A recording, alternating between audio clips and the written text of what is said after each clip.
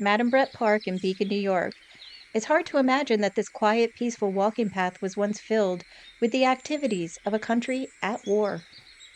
Traditional history states that all roads led to Madam Brett's mill, and it makes it easy to imagine her 1708 grist mill here as an ancient colonial scene in Beacon's history. After the death of her husband Roger, Widow Brett had the daunting burden of choice. Should she go back to New York and remarry, or stay and fulfill her father's dream and all that he had left in her hands? She decides to stay, sells her land, and builds a community. After 20 years, she's gained the reputation of being a strong and successful businesswoman. By now, Madam Brett's eldest son, Francis, and his wife, Margaret Thorne Van Wyck, are living at the homestead, assisting Catherine in her endeavors in raising their family. Catherine now puts all her energies into forming the Frankfurt Storehouse, a cooperative of 21 local businessmen. Here, grain, flour, and other goods were brought to the storehouse, priced, and shipped to New York. The cooperative thrived as a commercial hub until 1840. As for the mill, historical documents state she sells the mill, house, and surrounding land to her nephew, Abraham DePeyster. He was one of the richest men in New York City at the time. The old gristmill area became a beautiful summer home for the DePeysters. A small colonial village of stores, shops, storehouses, and shipping docks would line the banks of the Hudson River. This area became known as DePeyster's Point, a name that would play a key role in Beacon's Revolutionary War history. 1764. The American colonists have begun significant grumblings and organized resistance against British policies under King George III. Frances has 2 daughters that would marry into a powerful milling family from Bushwick, New York, now Brooklyn, with strong governmental ties leaning toward the resistance to the crown.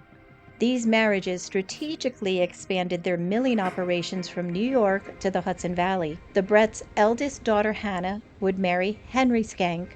Henry has cultivated a strong knowledge of mills and skills in business. 1767. Jacobus DePeyster has inherited DePeyster's Point. Experiencing bankruptcy, he sells the old gristmill to Henry Schenck at a reduced price. Henry sets up another mill on the creek near the homestead.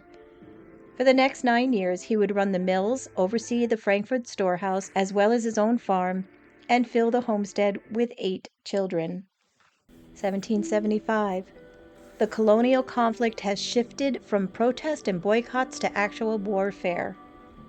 Henry's father, Abraham, has arrived in the Fishkills. Henry's brother Peter has also arrived and is now courting Hannah's sister Margaret. Henry is commissioned as major in the New York Militia of Dutchess County. Rombout's Precinct has become a patriot haven for civilians, soldiers, and refugees. 1776. Over the hills, east of the Highlands, Washington sets up the Fishkill Supply Depot, a massive logistical hub with barracks, warehouses, hospitals, a prison, and training grounds.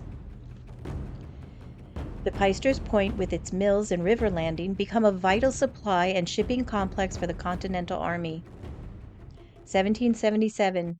Patriot versus Loyalist.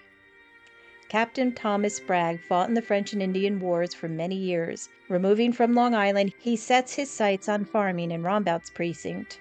He refused to take the oath for the Patriot cause and was thrown in jail. Escaping, he rounded up 28 local Fishkill loyalists and headed to New York to join the Queen's Rangers under Major Robert Rogers. His son would become a dispatch rider and spy. Now the DePeysters from DePeyster's Point were unapologetic loyalists. Friedrich DePeyster was a British officer. He was among the first to enter in the attack at Fort Montgomery in October of 77. This was a merciless, brutal attack from which few patriots survived. Thomas Bragg also participated in that attack. He was wounded and carried a musket ball lodged in his arm for the rest of his life.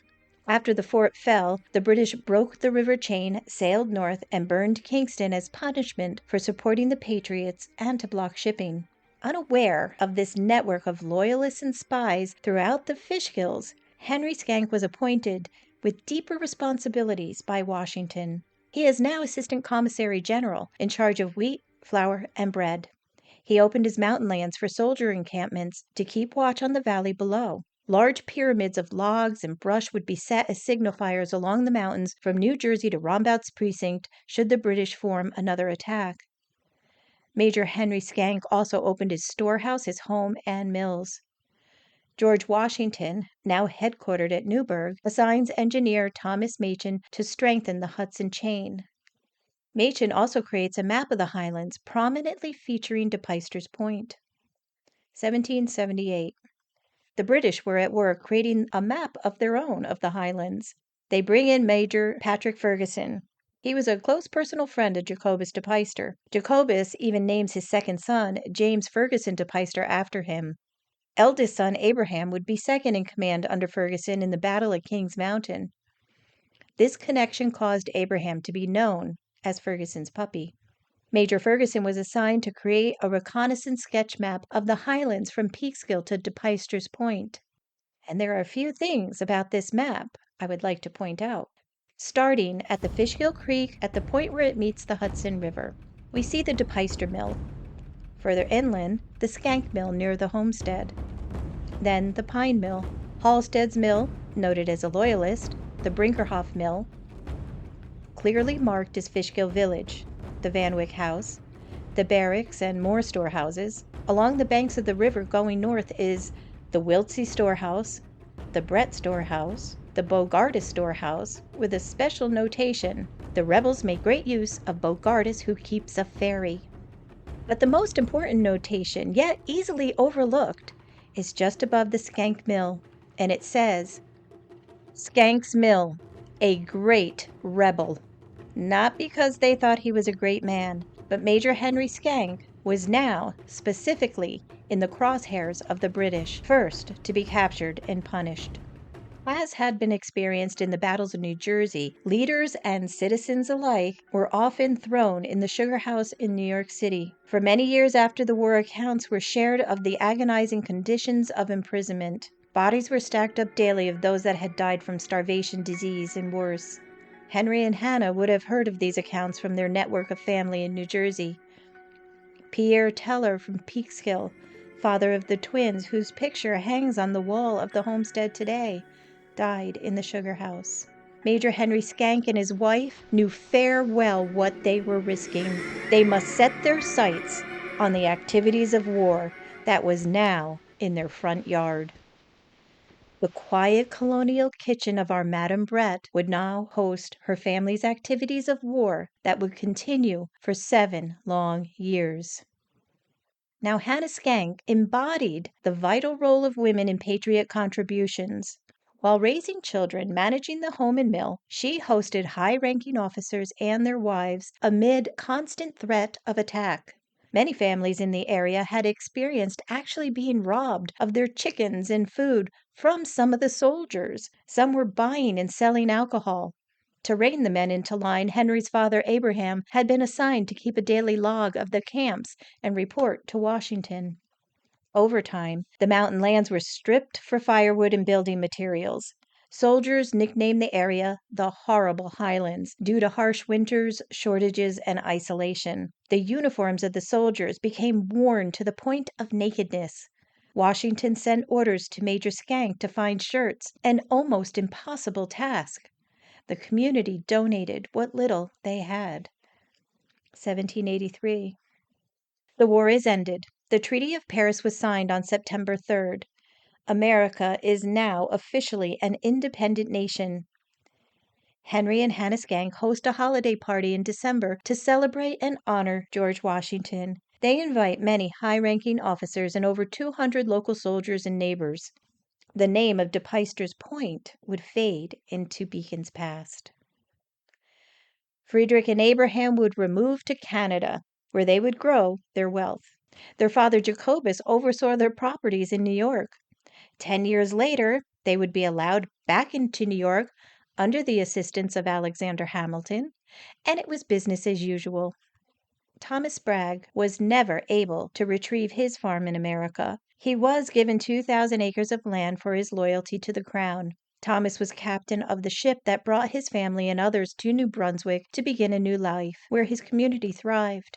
But Scank's family involvement in the new America would not end here. Henry's son, Abraham, would continue the war in the arena of politics. Son Peter would join forces with his family to head up the Industrial Revolution, starting with a cotton mill on the Fishkill Creek that would become Matawan. His daughter Alice, or Elsie, would marry Isaac de Peyster Teller, a grandson of Cornelia de Peyster, of the gold and blue dress fame. His wife Hannah, some say Madam Brett's favorite granddaughter, would outlive her husband in Fishkill Landing by 25 years. Henry would die in 1799. The name of Major Henry Schenck often sits quietly in the background, being overshadowed by the presence of Washington, Hamilton, and Lafayette. Their visits to the Homestead were mighty, but brief. So, in light of the 250th celebration of the nation that Henry gave so much to, we at the Melzinga chapter of the Daughters of the American Revolution invite you to visit one of the last standing historical reminders of Fishkill and America's grit, survival, and success, and pay tribute to our mighty yet unassuming hero, Major Henry Schenck. Good day.